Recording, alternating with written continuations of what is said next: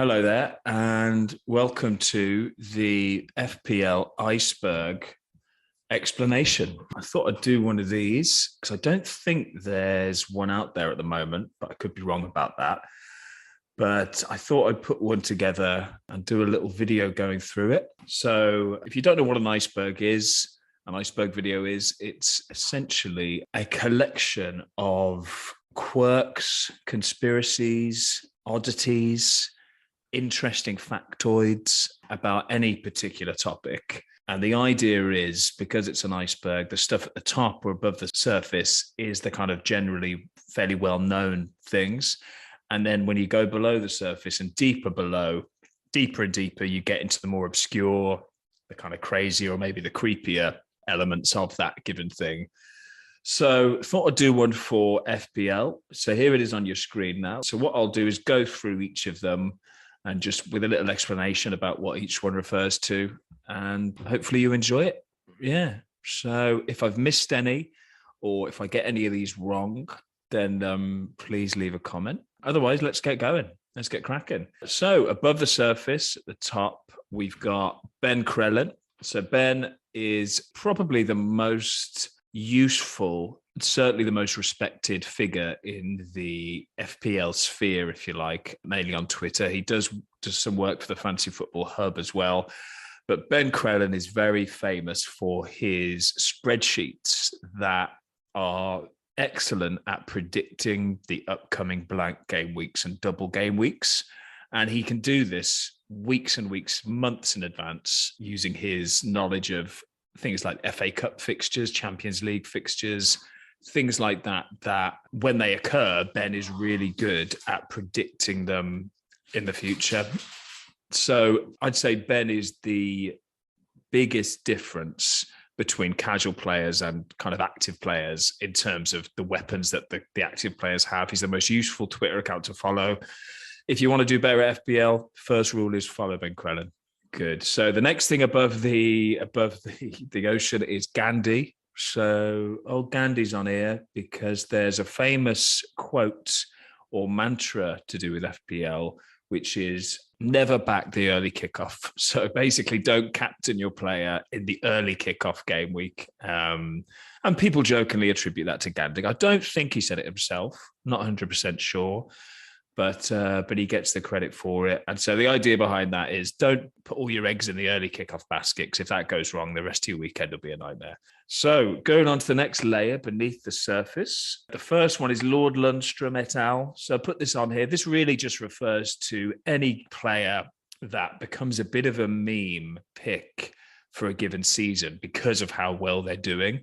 So Lundstrom, famously for Sheffield United, was listed as a defender, but played as a sort of attacking, marauding midfielder for Sheffield United and did really well. So he became that essential pick. Other examples have been Dallas in the past, I think, a bit of Leighton Baines.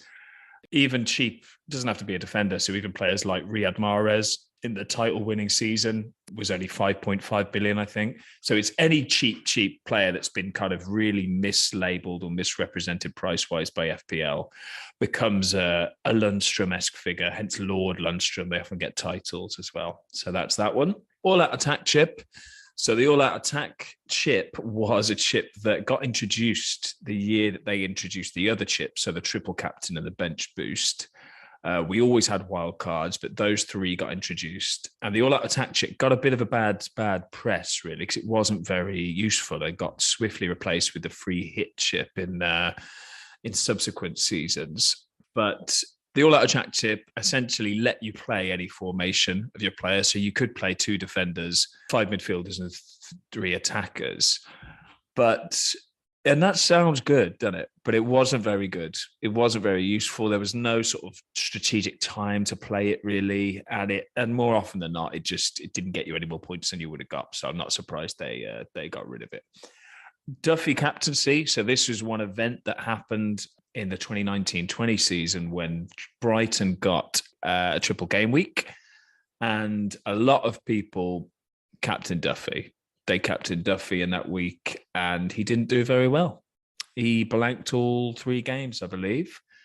And so that kind of went down in FPL lore and served as a reminder to just never captain a defender. unless maybe it's Trent or a Cancelo type. So certainly not a centre half.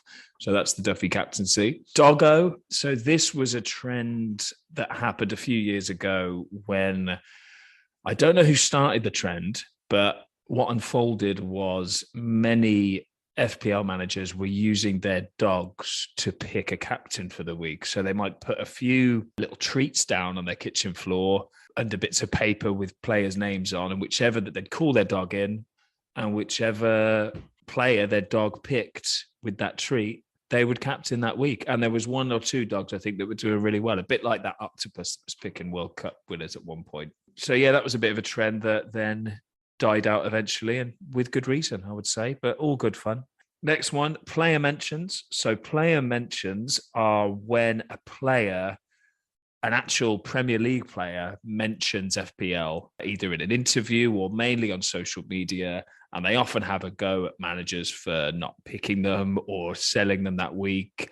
Or sometimes the Fantasy Premier League Twitter account will tweet, "Are you going to have this player in your team?" And that player will tweet back saying yes. The best ones, though, are when they actually mention it in a post-game interview. You know, they say they're pleased they scored because they captain themselves. We've seen personalities like Ben Foster coming in and going quite heavy on FPL, and it's been revealed that a lot of players do play it, which is cool. You know, it's always fun and funny to see it mentioned as it hits more of the mainstream. Next one is Dean Smith. So Dean Smith, when he was manager at Villa, he famously berated the fantasy game and fantasy managers by saying that he doesn't live in a fantasy world, he lives in the real world. And that was prompted by one FPL manager finding Matt Targett's FPL team and noticing he'd sold Jack Grealish, his teammate Grealish, and that actually let slip to the media and the wider world that Grealish had an injury. And Dean Smith was not too happy about it. So, yeah, that led to Dean's little tirade, but it kind of has gone down in FPL history with that one.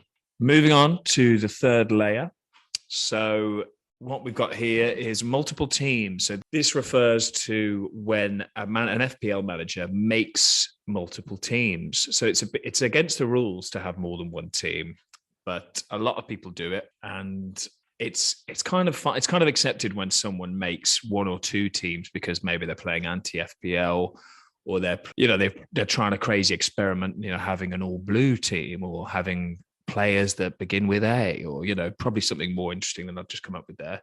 But where it really is frowned upon and where people have actually had their teams deleted is when someone makes 1,000 teams. I think someone made 10,000 teams once, just trying to get that, that law of numbers, law of averages. One of those 10,000 teams will come good and potentially win the thing in the end.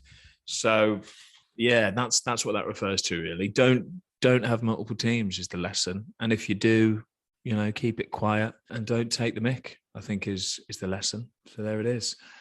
FPL API. So the FPL API is a public tool that allows for all these great websites that we use to access FPL's data. So an API, I think, is an application product interface. I think that's what it stands for. But essentially, it lets you summon data from fantasy football, from FPL via URLs, via things called Ajax calls. And that lets you, if you're making a website or a web tool, it allows you to summon that data at the click of a button. So yeah, people's transfers, how many leagues look, how many points you've got, all the good stuff. So yeah, they've left it publicly open. They do change it a bit each year, which leaves the kind of websites out there scrambling around a bit. But generally, it's open and pretty easy to use. So yeah, FPL API.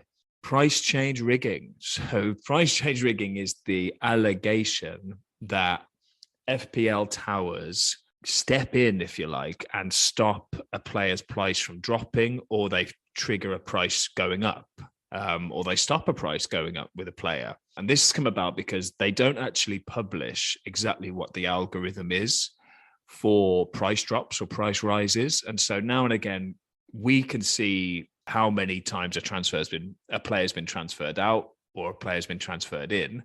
We can see those numbers. And so if a player gets transferred out 200,000 times in a week and then doesn't price drop, but a player who's transferred out maybe 10,000 times does get a price drop, that then leads to accusations that the whole thing is rigged and it's all just some guy deciding who's going up and down. And that one is still a bit up in the air. People don't know if, I think the general consensus is there is an algorithm that determines it, but FPL can, if they want, influence the change and have done in the past. But I don't know. I'm just a guy reading about this. Baby due. So this is when a player has a baby due, then FPL managers tend to be the first ones to know about it. So they'll know if Vardy's having a kid in 3 months. And that'll tend to trigger two things. It'll be, okay, we know not to pick Vardy for this week because he's probably got 2 weeks off or whatever to look after the baby. But it also means that, Vardy might score a goal because it's a baby has been born and do the classic rocket celebration. So what those things mean is avid FPL managers are very hot on when players are having babies, which is a bit weird on its own. The Twitter clique. So the Twitter clique was a bit of a, they call it drama, don't they, on Twitter, when certain accounts are kind of having a go at each other. So the Twitter clique drama was something that happened in the 2020 to 21 season, I think, when a number of big sort of well-followed accounts, FPL accounts on Twitter, got accused by, I believe it was FPL Mate, who's a YouTuber, got accused of sort of forming a clique and bullying other accounts and getting quite, I mean, it's a big accusation, bullying. And they sort of got name and shamed. And the members of the alleged clique, of course, denied it and made light of it. And it was kind of silly. It was a bit stupid, really, because I think it was sort of demonstrated that members of that clique didn't actually know each other, some of them. Yeah, it was all a bit silly, but got a bit heated. And I mean, FPL Twitter can be a bit of a toxic place at times, but I think people take it a bit too seriously when things like this happen. But I don't know. You decide. Is there a clique? Is there not? I don't know. I don't think there is. Anyway, FPL Tower bias. So this is similar to the price change rigging. This one is more to do with if there's a dubious assist given, if there's a shot from a player that then rebounds off a defender onto a player who then scores, that might happen and FPL give the assist, but then in another game, a similar thing might happen and they don't give the assist. And that has led to them sort of clarifying the rules a bit more each year. But people still believe that guys and gals running FPL occasionally have a bias, maybe depending on which players are in their own teams, which I personally don't believe. I've met some of the guys who run it. I had a job interview there once, and they're actually not very good at FPL, funnily enough. They're pretty bad at it, they told me. So I found that quite interesting. But yeah, I don't think there's a bias, but in the heat of the moment, it's certainly easy to, if you perceive an injustice, for it to seem that way. So I do sympathize with that one a little bit. Extra free hit.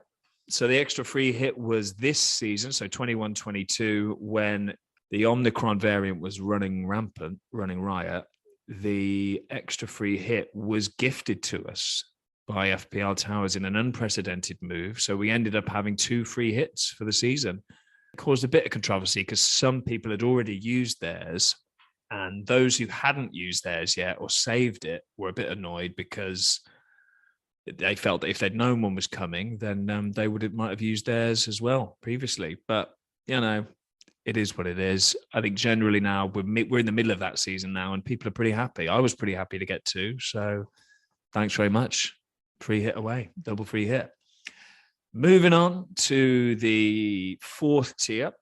So FF Fest pricing. So this was another sort of Twitter scandal, really. The FF Fest was an event held first in 2021, I believe, where some of the kind of bigger, I suppose they're companies now, like Fantasy Football Scout and Fantasy Football Hub, got together and put together a little gathering, really, for fans of FPL in London, which by all accounts was an all right time. It looked all right from the photos, but there was a bit of controversy because I think there was a VIP ticket option when they first launched the pricing, which was pretty pricey. And what you got for it was pretty wasn't that good. It was quite underwhelming. I think it was like a free drink and maybe a sort of weird exclusive chat with a celebrity manager. And a few people kind of kicked off at that. Yeah, weren't happy about it. And I think justifiably so. They quickly reduced the pricing after that and clarified it. So fair play to them.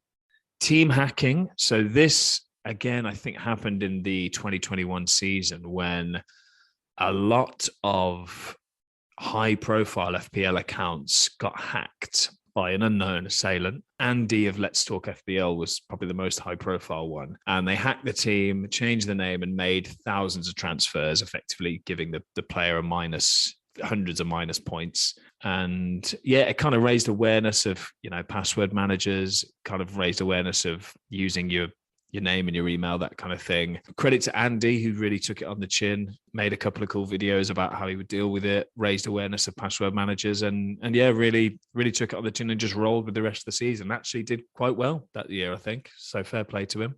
Speaking of hacking, the hub hack. So this was the fantasy football hub hack that occurred at the start of the 21-22 season, where fantasy football hub, all their member data got hacked and was made accessible, and that included usernames and passwords of their members, which was pretty controversial at the time and still kind of is echoing on. I think they're still sort of struggling with the backlash of that. I think it put off a lot of members, a lot of whom were paying members to that site, and they got a bit of criticism with how they dealt with it. I think they initially said that no passwords had been leaked, and then the hacker released the passwords, sort of proving it had been.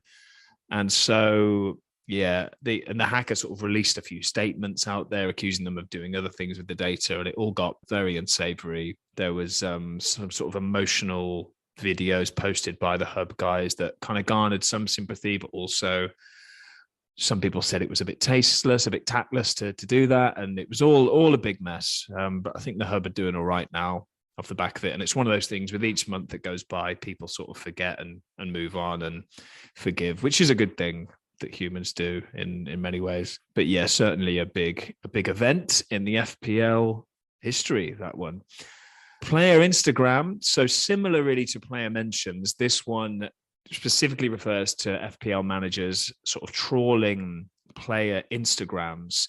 And this happens outside of FPL as well when it comes to sort of transfer season. People look and try and discern from players' photos where they are, where they're traveling to, what it all means in terms of, in FPL terms, in terms of, are they injured? Are they abroad? Why are they abroad? Are they on holiday? Have they been given a week off? What's happening? Why are they not in training pictures? That kind of thing. So that just refers to basically stalking a player's Instagram to get FPL knowledge from them. Team leaks. So team leaks, this specifically refers to people that would fake a team leak ahead of just before the deadline. And this actually led to FPL bringing back the deadline to an hour and a half before games, as it used to be traditionally just an hour before, which is exactly when the team sheets come out. So it used to be the deadline would pass and then the team sheet was out instantly. And this led to quite a few fake Twitter, well, not fake Twitter accounts, but people claiming to guess the lineup, getting loads of followers, and then that lineup being fake. But of course, people follow and don't unfollow. So now that person has a load of followers that they can do what they want with. So there are very few certified team leakers out in the social media space. FPL Rockstar is the one I know and use. He's great and he's good. And he'll just say, look, guys, I haven't got a clue this week. Or he'll say, I know this player's starting. Don't have a clue about this one. He's very open and honest and doesn't make stuff up, unlike 99% of the other ones. So yeah, FPL Rockstar is the one to follow. Forget all the others. Good.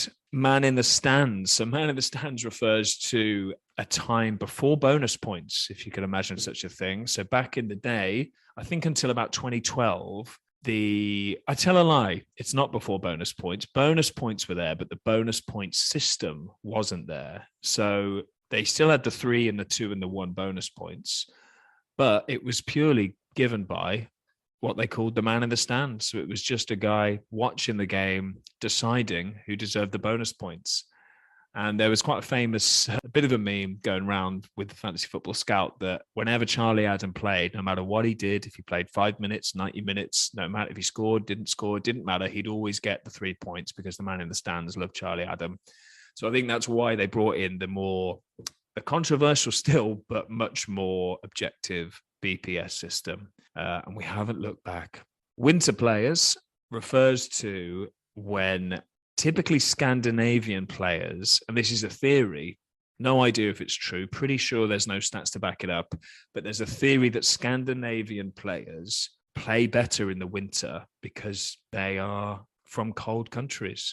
So when sort of January rolls around, bring in the likes of Ericsson back in the day, bring in the Vestergaards and reap the rewards because they're good at playing in the winter, whereas maybe the players from hotter climates aren't used to it and they're less good. Again, I think it's nonsense. We've got this whole snow Salah thing now, and Salah's kind of proven that that's completely not true.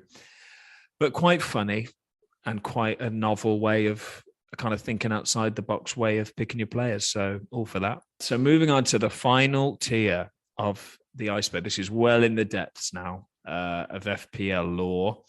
So Big Luke 575. So this guy was a moderator on the FPL subreddit who ran quite a large league.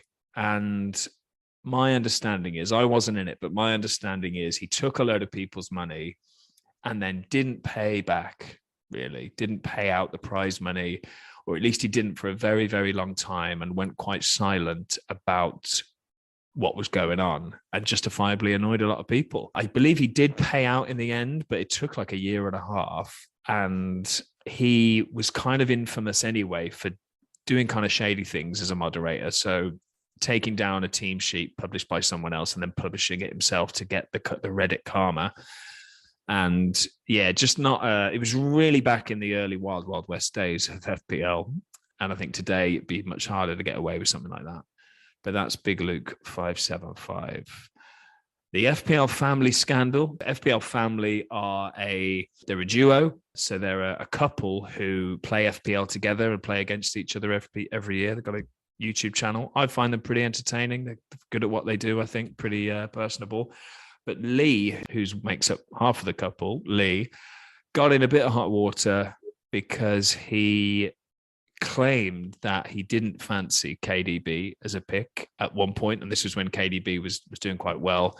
So sort of said to all his followers, said to his wife that he wasn't going to go for KDB, and then after the deadline released a cheeky little video saying that was a wind up, and he went with KDB as captain at the end. And some people weren't happy with him. Some people accused him of misleading his following because people do pay to subscribe to them, and yeah, I think it got overblown, in my opinion. He was just having a laugh. And yeah, I think if you do pay to follow some sort of FPL influencers like that, you're not really doing it for pure cold, hard tips. You're more doing it for entertainment, certainly with their channel. And yeah, that was that. But like most things, it quickly blew over and they're still going and having a good time. Man United bomb threat. So this was quite ominous. So this happened at the very end of a season. I can't remember which season, but one year, I want to say 2016, 2017, when the very last game of the season, there was a fake bomb threat at Old Trafford, and the game got cancelled initially. Now, and because it was in game week 38, FPL initially didn't have anything. It didn't have any mechanism in place to handle this. So instead, they just gave every player 2 appearance points, despite playing no game. Because I think the team sheet had been leaked by that point. So everyone who had Man U and I think Villa players just got 2 points each on the last day of the season, which, as you can imagine, was pretty controversial. In the end, the game got played a couple of days later, and they actually got their real points. So it was 2 days of bedlam, and then afterwards, no one cared. But quite an interesting little quirky moment in FPL history, that one. And then finally, Rafinha's Plane. So in the 21-22 season, Leeds United's Rafinha was on international duty, and there were conflicting reports about what was going on. Is he coming back? Is he not coming back? But as it happened, one astute Reddit user got on Skyscanner and managed somehow to pinpoint the plane that Rafinha was on that was flying to Southampton that day because Leeds had an away game. So Rafinha was on the flight to Southampton, and it turned out to be his plane, and he did land in Southampton, and he was on the bench. So it didn't really help many people. But that is the FPL Iceberg, sort of my crack at an FPL Iceberg. Tell me what you think. Have I missed some obvious things? Should some of it have not been on there? Have I got some facts wrong on these things? Most probably, as I kind of just quickly put it together. But I hope you kind of had fun. I had fun making it. And yeah, give us a like if you enjoyed it. All right. Thanks a lot. Bye-bye.